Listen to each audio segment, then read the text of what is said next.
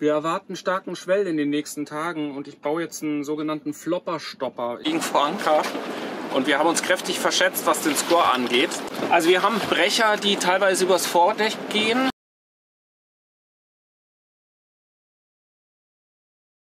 Wir erwarten starken Schwell in den nächsten Tagen und ich baue jetzt einen sogenannten Flopperstopper. Ich habe in Lissabon, da hat Marion noch geschimpft, habe ich vom Container, war das außen angelehnt, so eine HDF mitgebracht, so eine hochdichte Faserplatte. Das ist im Prinzip reiner Kunststoff, das rottet nicht. Und ich habe Bleigewichte vom Tauchen. Und meine Idee ist, das mit 4 Punkten mit Leinen zu verbinden, sodass das praktisch hier hängt. Und dann kommt an einer Stelle noch ein Gewicht drauf und immer wenn das Boot eintaucht, dann kippt es an der Gewichtsseite ab und schwimmt deswegen schnell nach unten. Und bei der Aufwärtsbewegung, also beim Gegennicken, dann dämpft das sozusagen. Und das will ich jetzt gerade bauen.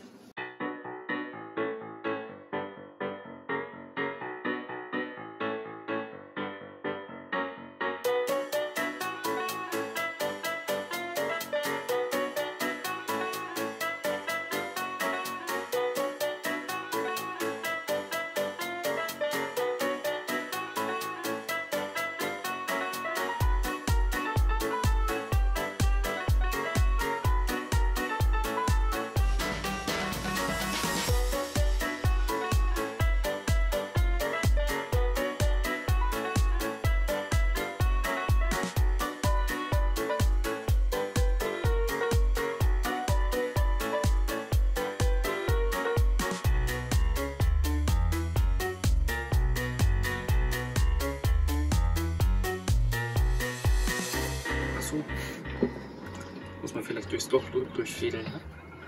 Sonst macht es irgendwie wenig Sinn.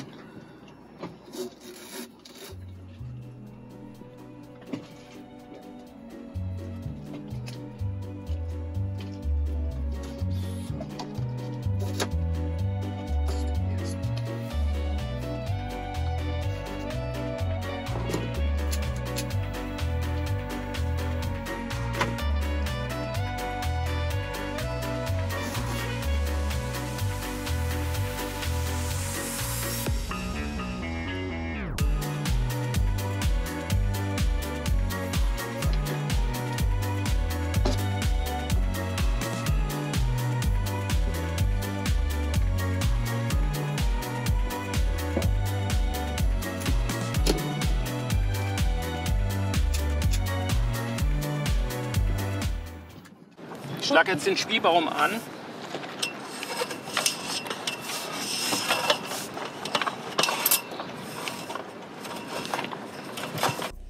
Der Flopperstopper wird optimalerweise mittschiffs am Spielbaum angebracht. Sollte man keinen Spielbaum haben, kann man den Flopperstopper natürlich auch am Großbaum anbringen. Optimalerweise hat das Boot 2 Flopperstopper, einen am Spielbaum auf der einen Seite und einen am Großbaum auf der anderen Seite. Dann ist man perfekt austariert. Aber jetzt hast du es nicht mehr weit bis zur Wasseroberfläche. Du hast es nicht mehr weit bis zur Wasseroberfläche. Der hängt höchstens 1 Meter unter Wasser. Aber das reicht doch. Guck mal, wie ruhig das ist. Scheint zu gehen. Ich gehe gleich mal tauchen, dass man die Bewegungen mal sieht. Aber so scheint es erstmal zu funktionieren. So sieht das jetzt von Wasser aus. Gehen wir gleich mal gucken, wie sich das bewährt im Wasser. Alles klar? Ja.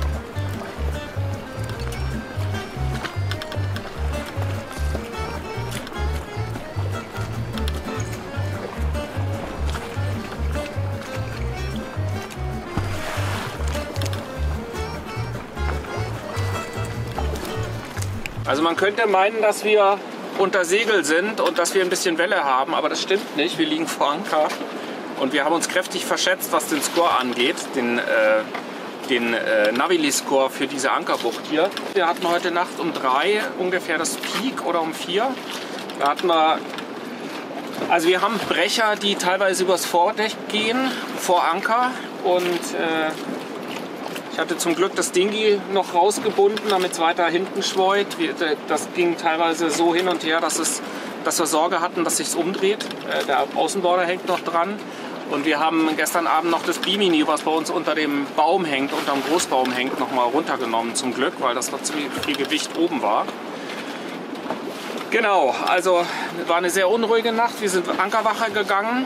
Und ich habe gestern Abend beim Tauchen noch mal festgestellt, dass uns irgendein freundlicher Nachbarlieger gestern, als wir an Land waren, wohl den Anker hochgeholt hat. Der lag nur noch auf dem Grund und der Ankerball einmal drumherum gewickelt. Deswegen haben wir gestern Abend den Anker zum Glück noch eingefahren. Also wir wissen jetzt, bei Brecher über Vordeck hält der Anker, das ist super. Und wir hatten auch Böen 25 Knoten von vorne und Welle angeblich so 70 cm. 85. Also 85 cm korrigiert Marion gerade. Und das war es auch mindestens. Ja, wie gesagt, Brecher übers Vorschiff und ja, war unruhig. Aber die gute Nachricht ist, der Anker hält, weil so 50 Meter hinter uns, das was aussieht wie ein Posidonia-Feld, habe ich gestern auch beim Tauchen festgestellt, ist ein Felsen, der mit Posidonia bewachsen ist. Also sobald wir auf Drift gehen, wird es einmal kräftig rumpeln, aber das ist ja jetzt abgegeben. Wir wollten heute Formentera erkunden, nochmal mit dem Roller, aber das wird, glaube ich, eher nichts, weil bei den Verhältnissen will ich weder ins Dinghy einsteigen, noch wieder aussteigen, noch will ich unbedingt damit fahren. Und ja, aber ich glaube, wir haben noch relativ Glück gehabt mit unseren Vorbereitungen. Das Nachbarschiff ist ein Charterschiff. Die waren um 3, als ich Ankerwache gegangen bin, da waren die schon zu zweit in Vollmontur im Cockpit gesessen und hatten den Motor laufen. Die saßen da auch bestimmt 1,5, 2 Stunden dann. Und ja, wir haben uns halt dann abgewechselt. Es war okay, aber... Ach ja, genau, und wir haben den Flopperstopper dran auf der einen Seite. Der hilft natürlich nicht gegen Nicken. Wir liegen jetzt genau quer zur Welle. Also wir gehen mit dem Bug durchs Wellental durch.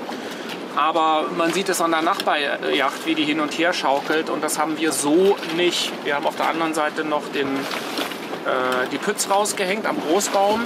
Und dieses Rollen haben wir nicht mehr so stark wie vorher. Aber natürlich haben wir das Nicken noch. Das ist ganz klar, das kriegen wir nicht weg.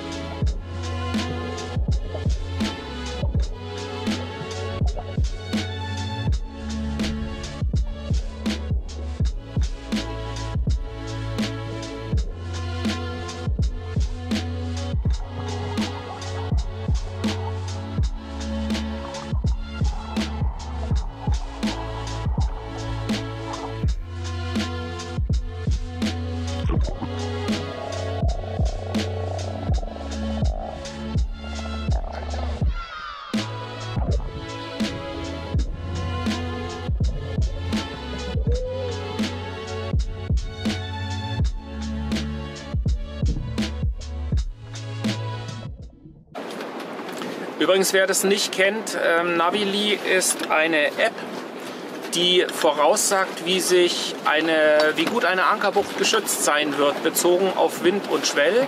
Und außerdem sind da ganz viele Nutzerbewertungen drin, wie die Ankerbucht ist und ob es da was zum Einkaufen gibt, ob es eine Bar gibt, ob es einen Strand gibt, ob es Snacks gibt zu kaufen gibt. Das ist ganz gut. Wir nutzen die gerne und häufig. Ich habe aber den Eindruck, wir haben auch die Vollversion, kann man 2 Tage nach vorne gucken, also 48 Stunden. Man kann das aber recht gut über Windy, auch über die lokale Voraussage, beim sehr weit reinzoomen und dann über den Wetterbericht und dann über die Wellenvorhersage, kann man auch sehr gut sehen, wo der Schwell dann herkommen wird, Schwell 1 und Schwell 2. Und ich habe immer den Eindruck, dass Navili das aus Windy ausliest. Also man kann auch das verwenden, das geht auch recht gut. Ja, aber Windy hat die Ankerplätze nicht. Genau, Windy hat natürlich die Ankerplätze nicht und bei Navili sind halt die von den Nutzer eingegebenen Ankerplätze drin. Also es gibt teilweise auch Ankerplätze, die haben nur eine Bewertung, weil der Nutzer sie gerade erst eingegeben hat. Wir lagen kürzlich mal bei Motril bei so einem Anker, in so einer Ankerbucht. Die war nicht wirklich eine Ankerbucht, also aus meiner Sicht jedenfalls nicht, aber genau, das ist dann sozusagen eine neu entdeckte Ankerbucht. Kann man auch angeben.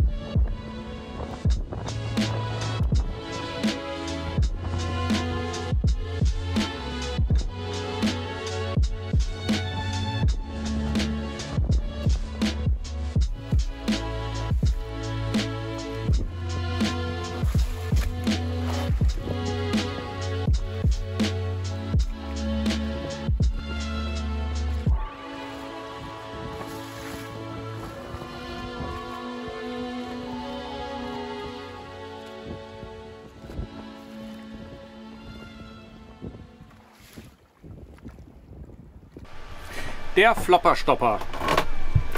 Also ich fand den ja großartig.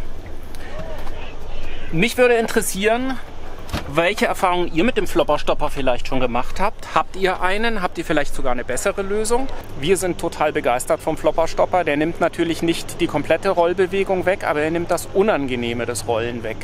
Und das hilft sehr, sehr viel. Wir setzen ihn gerne und häufig ein. Und nebenbei hält er durch den Spielbaum die Boote auch teilweise so ein bisschen auf Abstand, was gerade hier in spanischen Gewässern wirklich auch angenehm ist, weil hier extrem dicht geankert wird. Der Flopperstopper, den wir haben, hat eine Platte, die ist ca. 40 x 60 cm groß und 3 mm stark. Das ist HDF, aber ich kann mir auch vorstellen, dass es auch ein Backblech tut. Die gibt es ja aus Email, teilweise mit schon fertigen Löchern, mit einemaillierten Löchern. Das heißt, die rosten auch nicht. Probiert das vielleicht mal aus. Oder ich kann mir auch andere Möglichkeiten vorstellen. Seid so nett, wenn ihr da eine andere Idee habt, schreibt das in die Kommentare rein. Das würde mich sehr interessieren, was ihr da für eine Lösung habt oder was ihr generell davon haltet. Bis das nächste Video kommt, könnt ihr uns natürlich gerne auf Facebook und Instagram folgen. Und wir freuen uns sehr, wenn ihr uns hier liked, kommentiert und natürlich abonniert. Macht die Glocke an, dann werdet ihr das nächste Mal informiert, wenn das neue Video rauskommt. Und das wird schön. Also, vielen Dank und schön, dass du dabei warst. Bis zum nächsten Mal.